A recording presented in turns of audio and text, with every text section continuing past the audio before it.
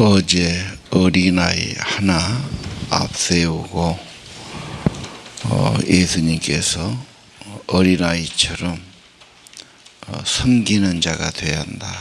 겸손히 섬기는 자가 첫째다. 제자들은 누가 크냐고 다투었지요. 세상의 가치관이고 예수님 나라하고는 좀 다르지요. 오늘 예수님 좀 관용하는 삶, 남을 용납하고 받아들이는 삶이 귀하다.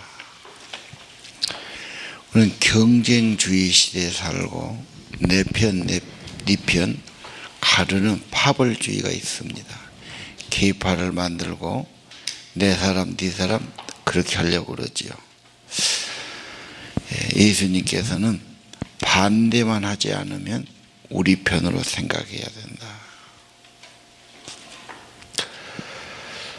우리 한국 사회는 뿌리가 농경사회, 농사 지면서 정착해서 우리끼리 한 가족처럼 살아갔습니다. 반면에 낯선 사람하고는 잘 어울리거나 낯선 사람을 받아들이는 그런 문화는 아니죠. 서양 세계는 거의 유목문화라고 봅니다. 이렇게 정착이 아니고 자꾸 옮겨 다녀요. 그러니까 여러 사람도 만나고 또 화목해야 되고 인간관계를 굉장히 중요시해야 되고 또 뭔가 좀 모험심도 있고 그런 진취력도 있다고 보는 겁니다. 우리 한국 문화는 농경 문화죠. 그런다 보면은 우리끼리는 잘하는데 남에게는 함부로 하기 쉬운 거죠. 한국 사람 어디 가든지 다른 사람에게 잘 못해요. 세계적으로 소문 들어보면 뭐 회사를 한다, 식당 한다 그러면 와서 일하는 사람들 따뜻하게 대하는 사람이 거의 없습니다. 막 욕하고 함부로 대하고 좀 좋지 않은 주인이지요. 잘하는 사람한테는 굉장히 좀 이렇게 굽신거리고 없는 사람한테는 대단히 큰 소리치고 억압하는 것이 한국 사람 문화 같아요. 예수님께서 편가르기 좋은 것이 아니다. 반대만 안 해도 내 편으로 생각해라. 특별히 오늘 38절 요한이 그러지 않습니까? 요한은 성격이 불같이 급한 사람이에요. 그래서 우리의 아들이다. 그죠? 천둥벼락 같은 사람이라는 별명을 얻었어요. 그래서 누가 가니까 자기들 비난하고 영접 안 하니까 예수님 하늘에 불을 내려다가 저것들을 살라버립시다. 이렇게 권하는 사람이었죠. 그런데 이 요한이 다락방에서 성령을 받고 변화됐지요. 그리고 이 요한이 정반대로 사도의 사람이 됩니다. 사랑의 사도죠. 요한 1서가 그 증거입니다. 정말 사랑에 대해서 가장 깊은 가르침을 주는 분이고 사랑이 최고라는 것을 계속 말씀하세요. 요한복음도 그렇고 요한 1서도 그렇습니다. 자, 어떻게 그 사람이 그렇게까지 됐을까? 결국은 하늘의 성령, 하나님의 불이 임할 때 그렇게 된 거죠. 그래서 이런 마음이 정말 많이 변화되어 버렸어요.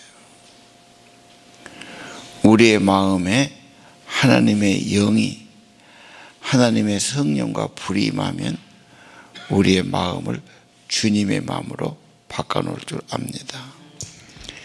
예수님도 무슨 말씀하지요? 41절 내가 진실을 말한다. 주의 이름으로 물 한 잔 주는 사람. 물이야 돋는 거 아니지 않습니까? 물 한 잔 대접하는 것도 우리 주님께서는 결코 상을 잊지 않는다. 이웃에게 선대하거나 대접하는 것 굉장히 귀하게 여기시죠. 반대로 남을 실족해 하거나 남을 죄짓게 하거나 남을 해하는 것을 제일 주님은 악하게 보시는 거지요. 예. 자, 그래서 예수님 42절하고 연결되지요. 믿는 사람 소자 하나라도 죄짓게 하면은 그 사람은 연자 맷돌을 목에 걸고 바다에 빠지는 것이 더 낫다.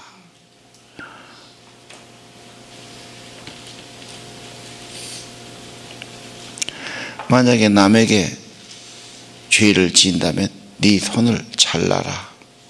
두 손 가지고 지옥불에 들어가는 것보다 장애인으로 영생에 들어가는 것이 훨씬 낫다. 그래서 지옥과 천국을 비교하시면서 말씀하셨죠. 또 네 발이 죄를 지면 그 발을 잘라버려라. 두 발 가지고 살다가 지옥에 가는 것보다 한 발로 천국 가는 것이 훨씬 더 낫다. 40절도 그랬죠. 눈으로 죄 진다면 눈을 뽑아버려라. 두 눈 가지고 지옥에 가는 것보다 한 눈 가지고 하늘에 들어간 것이 낫다. 유명한 말씀이 있죠. 너무 끔찍한 비유입니다. 예수님은 가장 선한 것은 이웃사랑이다. 사랑이다. 대접하는 거다. 섬기는 거다. 어려울 때 가서 선을 베푸는 거다. 반대로 가장 최악의 삶은 뭐냐? 이웃을 해하는 거고 상처를 주는 거고 못 살게 하는 거다. 남을 타락하게 하고 죄짓게 한다면 그건 최악의 삶이고 그건 지옥에 갈 사람이다. 요즘 보면 뭐 청소년도 막 남 데려다가 못된 일 시키고 가다 놓기도 하고 뭐 죄질하고 시키기도 하고 막 별일이 다 일어나지 않습니다. 성경의 관점에서는 최고의 삶은 이웃을 섬기고 대접하는 사랑의 삶이고 남에게 해 끼치는 것, 특히 남에게 죄짓게 하는 것은 가장 악한 삶이다. 자꾸 이것도 남에게 대접하는 것이 더 많아지고 베풀면 더 풍성해지고 더 많아지죠. 남에게 악하게 대한 사람은 점점 성격도 악해지고 남에게 더 악하고 죄진 사람은 죄가 더 많아지죠. 예.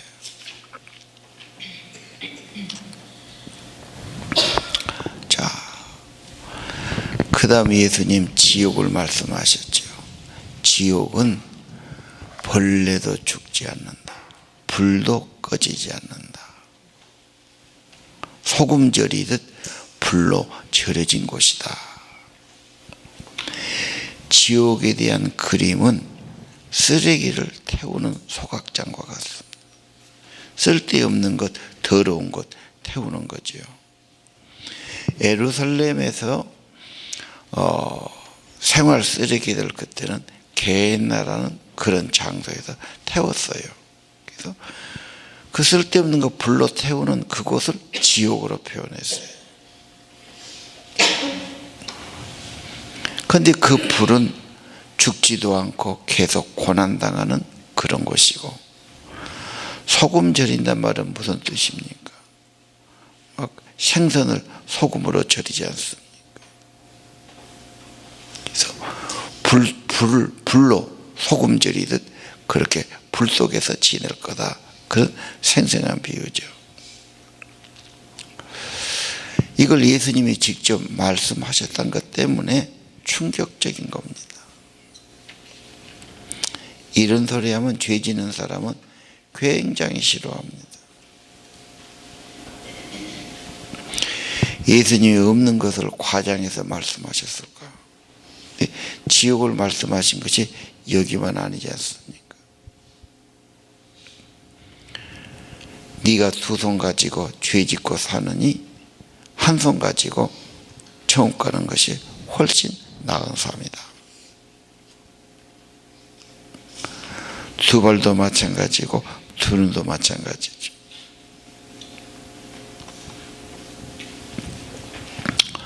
오늘 소금을 말씀하시면서 소금이 맛을 잃어버리면 뭐냐? 그건 아무것도 아니다 그 말이에요.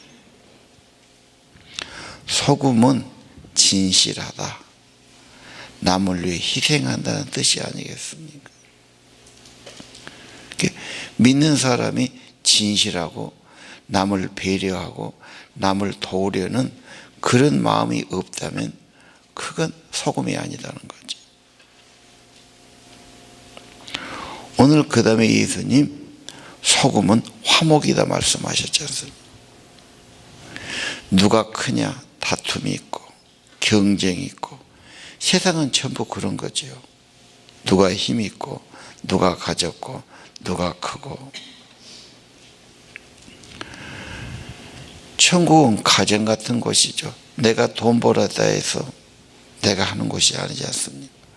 다 배려하고 내놓고 나누고 섬기는 곳이죠. 그래서 가정이 가장 살기 좋은 곳이 아닌가요?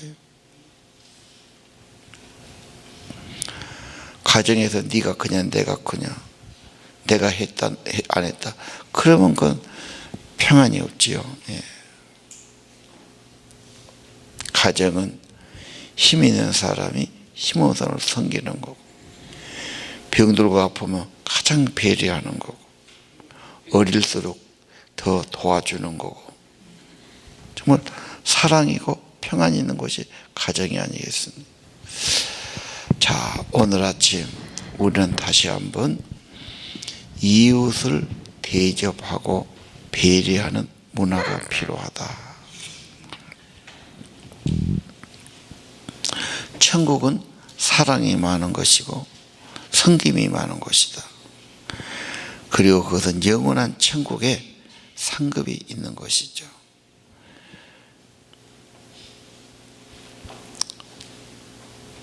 예수님 9장 35절 이하에서는 섬김의 도를 말씀하지 않았습니까? 어제? 자, 누구든지 첫째가 되려면 섬기는 종이 되어야 된다. 형은 그렇게 하는 거다. 힘 있는 아버지는 그렇게 하는 거다. 내 힘 가지고 군림하고 못 살게 한다면 그건 아버지가 아니지. 천국은 사랑이요, 섬김이요, 힘을 가지고 베푸는 곳이죠.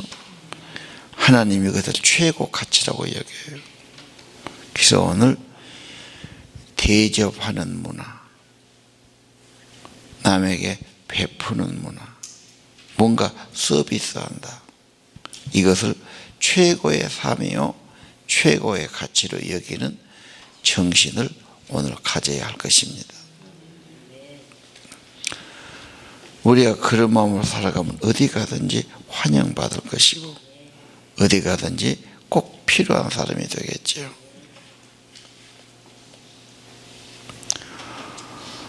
어제와 연관된 말씀이죠. 예. 남에게 범죄하지 않고 도리어 이웃을 사랑하고 냉수 한 그릇이라도 베풀려고 그러고 말 한마디라도 좋게 하려고 그러고 무엇인가 도움이 되는 삶, 축복이 되는 삶, 얼마나 귀합니까?